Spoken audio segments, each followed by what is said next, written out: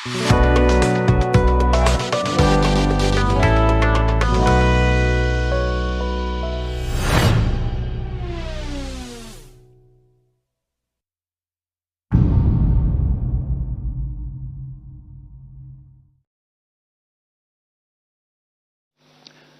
me for this briefing on our actions earlier this morning are Colonel Sophia Qureshi and Wing Commander Vyomika Singh. I will request them to share some details regarding Operation Sindoor with all of you. सुप्रभात देवियों और सज्जनों, मैं colonel Sophia Qureshi और मेरे साथ wing commander Vyomika Singh आज आपको 6 से 7 मई 2025 की रात 1:05 से 1:30 बजे के बीच भारतीय सशस्त्र बलों द्वारा अंजाम दिए गए ऑपरेशन सिंदूर के बारे में जानकारी देंगे। ऑपरेशन सिंदूर 22 अप्रैल को पहलगाम में हुए विभत्स आतंकवादी हमले के शिकार मासूम नागरिकों व उनके परिवारों को न्याय देने के लिए लॉन्च किया गया था। इस कार्रवाई में 9 टेररिस्ट कैंप्स को टारगेट किया गया और पूरी तरह से इसे बर्बाद किया गया। पाकिस्तान में पिछले 3 दशकों से टेरर इंफ्रास्ट्रक्चर का निर्माण हो रहा है। इसमें recruitment, indoctrination centres, training areas व लॉन्च पैड शामिल थे, जो पाकिस्तान और पाक अधिकृत जम्मू कश्मीर POJK दोनों में फैले हैं। Operation Sindoor was launched by Indian Armed Forces to deliver justice to the victims of Pahalgam terror attack and their families. 9 terrorist camps were targeted and successfully destroyed. Over the last 3 decades, Pakistan has systematically built terror infrastructure. It is a complex web of recruitment and indoctrination centers, training areas for initial and refresher courses, and launch pads for handlers. These camps are located both in Pakistan as well as Pakistan-occupied Jammu and Kashmir areas. Some of the well-known training camps are located, as you can see on the screen.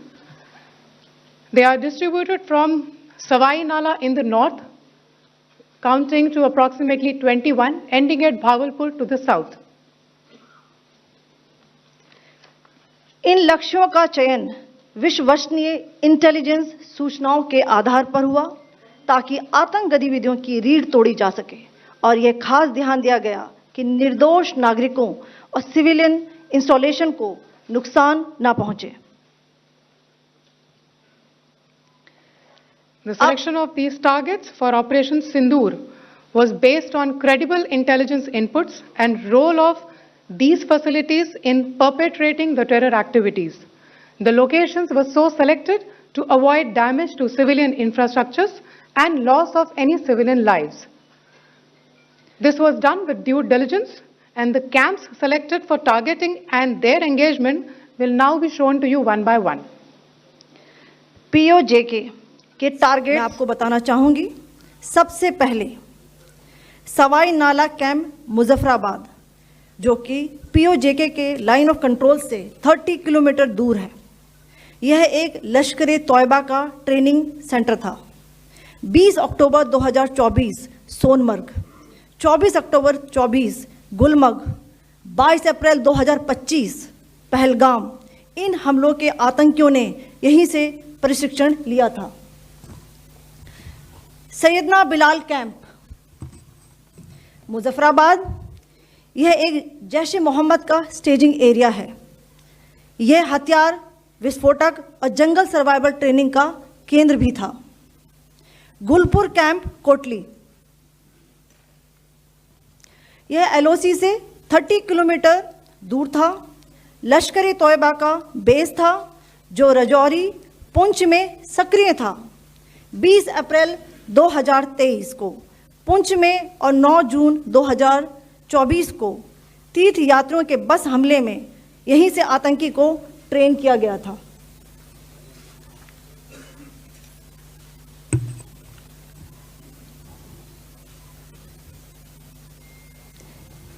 Barnala camp Bhimber, ये LOC से 9 kilometre दूर है।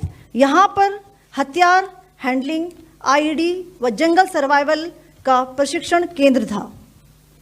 Abbas camp Kotli,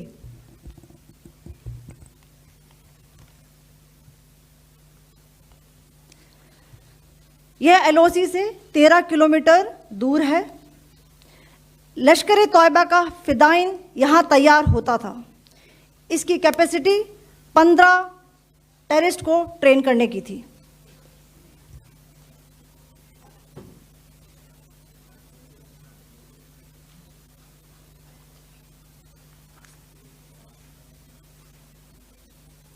अब मैं पाकिस्तान के अंदर के target से अवगत कराना चाहूंगी। पहला, सर्जल कैंप सियालकोट। यह अंतर्राष्ट्रीय सीमा से 6 किलोमीटर की दूरी पर है, सांबा कठुआ के सामने।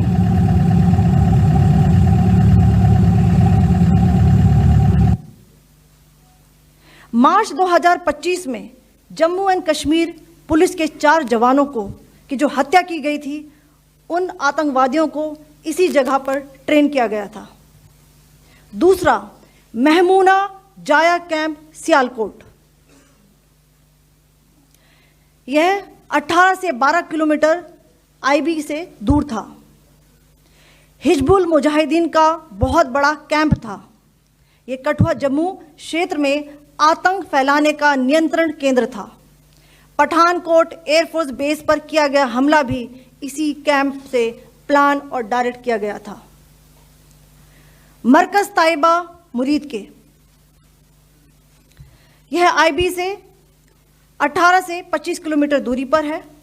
2008 के मुंबई हमले के आतंकी भी यहीं से प्रशिक्षित हुए थे। अजमल कसब व डेविड हेडली भी यहां ट्रेन हुए थे।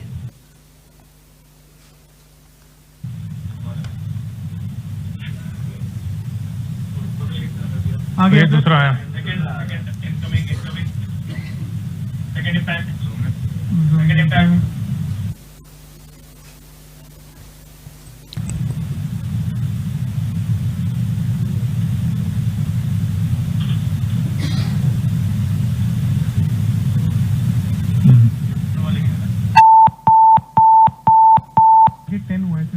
टारगेट 10 हुआ, एंक्लोजर सेम ही है। 7 it is hit the target. हाँ हाँ।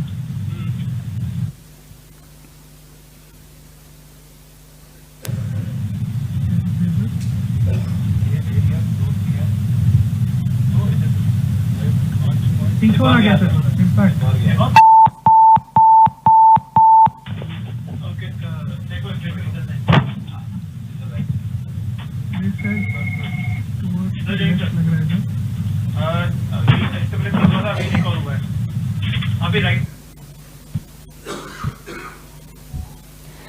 मरकज सुभान अल्लाह भावलपुर, यह इंटरनेशनल बाउंड्री से 100 किलोमीटर दूर है। जैश ए मोहम्मद का मुख्यालय था। यहाँ पर रिक्रूटमेंट, ट्रेनिंग व इंडॉक्ट्रिनेशन का केंद्र भी था। शीर्ष आतंकी अक्सर यहाँ आते थे।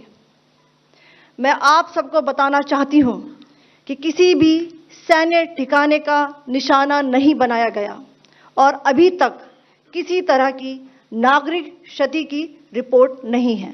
धन्यवाद। जय Hind. The strike on the terror camps were undertaken through precision capability, as shown to you. A niche technology weapons with careful selection of warheads was ensured so that there will be no collateral damage. The point of impact in each of the target was a specific building or a group of buildings. All the targets were neutralized with clinical efficiency, and the results reiterate the professionalism of the Indian Armed Forces in the planning and execution of their operations. No military establishments were targeted. India has demonstrated considerable restraint in its response. However, it must be said that the Indian Armed Forces are fully prepared to respond to Pakistani misadventures, if any, that will escalate this situation. Jai Hind, and thank you very much.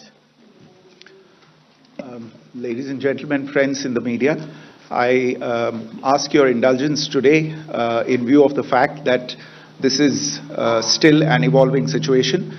We will therefore not be able to take questions and answers today, but we will come back for more updates and more briefings shortly. Thank you all very much for joining us this morning. Thank you.